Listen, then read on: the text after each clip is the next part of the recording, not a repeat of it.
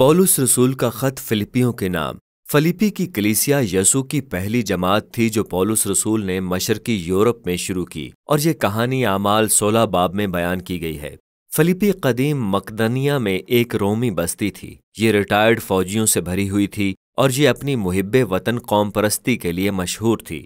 اور وہاں جب پولس رسول نے یسوع کے دنیا کا بادشاہ ہونے کا اعلان کیا تو اس کو مزاحمت کا سامنا کرنا پڑا، اور جو لوگ یسوع کے پیروکار بنے تھے وہ پولس رسول کے وہاں سے چلے جانے کے بعد سخت مزاحمت بلکہ ایذا رسانی کا شکار رہے، لیکن وہ یسوع کی راہ پر ایک متحرک وفادار جماعت کی صورت میں قائم رہے۔ پولس رسول نے یہ خط اپنی بہت سی قیدوں میں سے ایک کے دوران ایک انتہائی عملی وجہ کی بنیاد پر بھیجا تھا۔ فلپیوں نے قید میں پولس رسول کی مدد کے لیے اپنے ایک رکن افرودیتس کو مالی تحفہ دے کر بھیجا تھا، اور پولس رسول نے افرودیتس کے ہاتھ یہ خط ان کا شکریہ ادا کرنے اور یہ کہنے کے لیے بھیجا کہ انہوں نے اس کے لیے بہت کچھ کیا تھا۔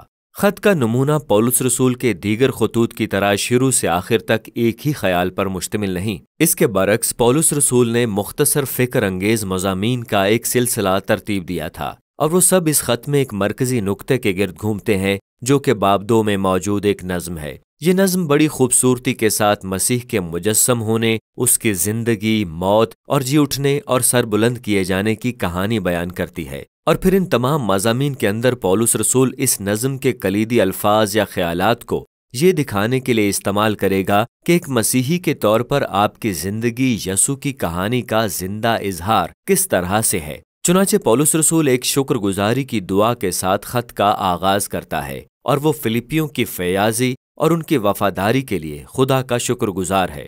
وہ اپنے اعتماد کا اظہار کرتا ہے کہ خدا نے ان میں جو زندگی بدلنے والا کام شروع کیا تھا وہ وفاداری اور محبت کے عظیم اظہار میں جاری رہے گا۔ اور پھر پولس رسول اس وقت ان کی واضح تشویش پر دھیان دیتا ہے جو کہ پولس کا قید کی حالت میں ہونا ہے۔ رومی جیل میں رہنا کوئی تفریح نہیں تھی، لیکن ایک طرح سے یہ یسوع کی خوشخبری کو پھیلانے کے لیے اچھی تھی۔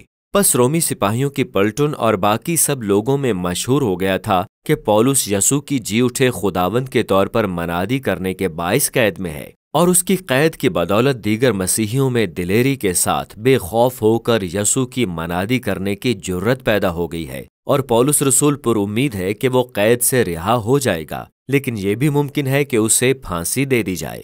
اور جب وہ اس پر غور کرتا ہے تو یہ واقعی زیادہ برا نہیں ہوگا، کیونکہ پولس کہتا ہے کہ زندہ رہنا میرے لیے مسیح ہے اور مرنا نفع۔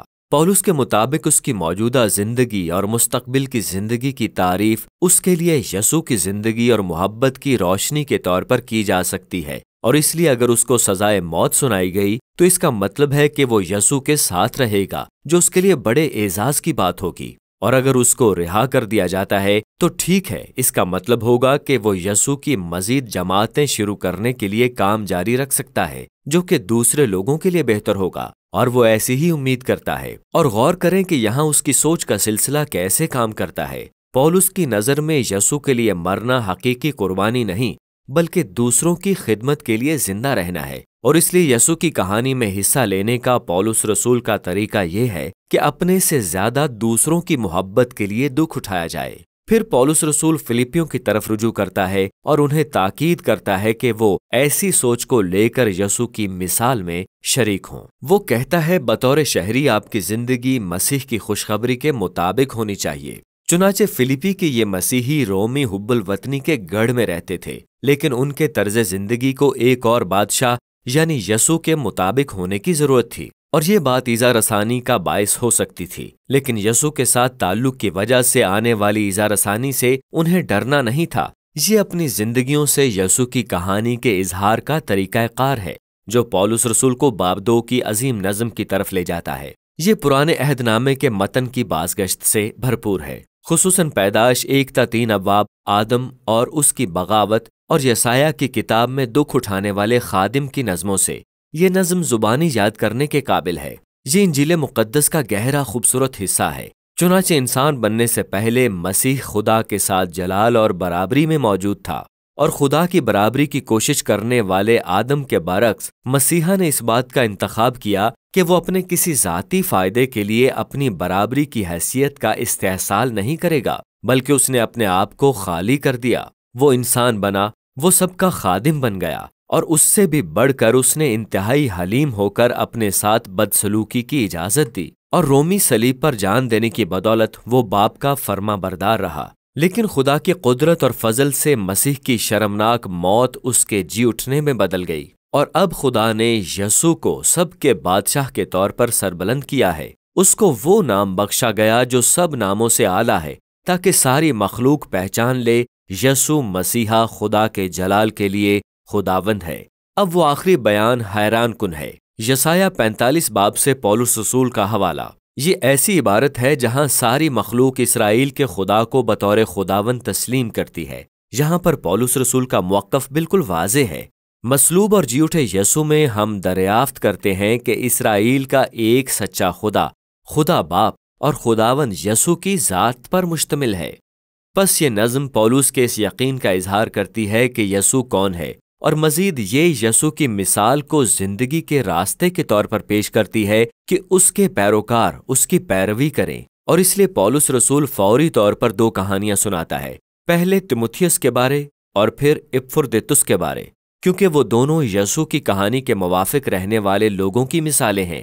چنانچہ تیموتھیوس یسوع جیسا ہے کیونکہ وہ اپنے سے زیادہ دوسروں کی بھلائی کے لیے فکر مند ہے، اور اپفردیتس جس کو فلپیوں نے تحفے دے کر بھیجا، اس نے اپنی جان کو خطرے میں ڈال کر جیل میں پولس رسول کی خدمت کی۔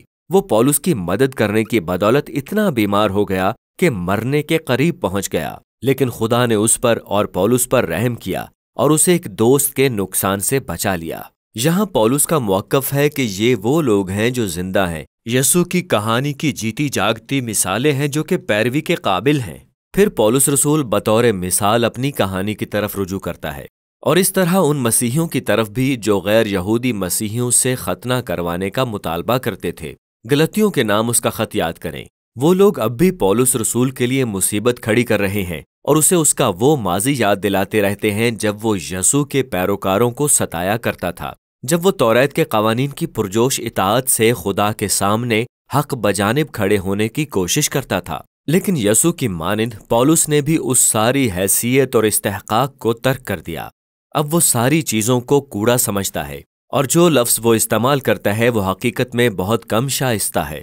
اس نے یسوع جیسا خادم بننے، اس کے دکھ اور اسارانہ محبت میں شریک ہونے کے لیے وہ سب چیزیں ترک کر دیں، اور وہ یہ سب اس امید میں کرتا ہے کہ یسوع کی محبت اسے موت کے ذریعے اٹھائے گی اور دوسری جانب لے جائے گی۔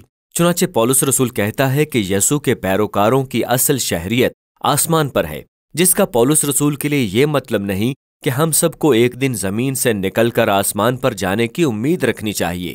اس کے برعکس آسمان ایک اعلیٰ مقام ہے جہاں پر یسوع بطور بادشاہ حکمرانی کرتا ہے، اور وہ کہتا ہے کہ ہم اپنے شاہی نجات دہندہ کا بے تابی سے انتظار کر رہے ہیں کہ وہ ایک نئی مخلوق کے ظہور کے لیے اپنے شفا بخش انصاف اور تبدیل کرنے والی محبت کے ساتھ واپس آئے گا۔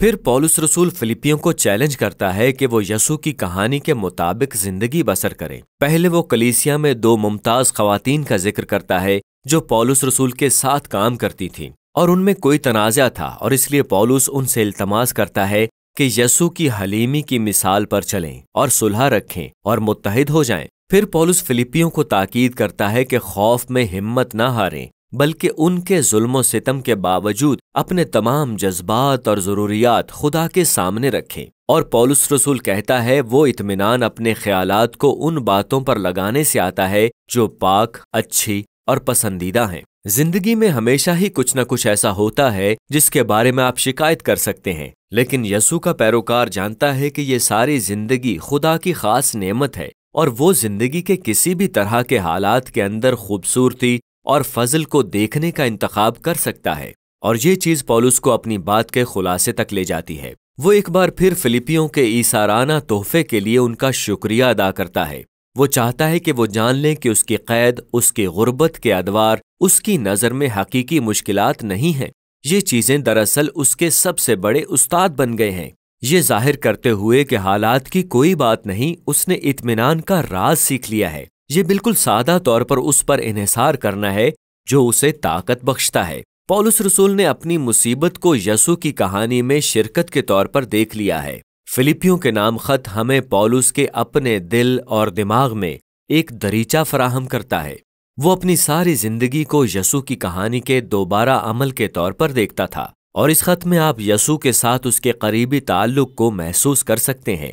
وہ اس بات سے آگاہ ہے کہ یسوع کی محبت اور حضوری اس کی شہرک سے بھی زیادہ قریب ہے، اور یہی چیزیں اسے تاریک ترین اوقات میں امید اور حلیمی بخشتی تھی۔ اور یوں پولس رسول ہمیں دکھاتا ہے کہ یسوع کو جاننے سے ہمیشہ ایک گہری شخصی تبدیلی کا تجربہ ہوتا ہے، اور پولس دوسروں کو اسی یسوع کی پیروی کی دعوت دیتا ہے، اور فلپیوں کے نام پولس رسول کا خط انہی چیزوں کے متعلق ہے۔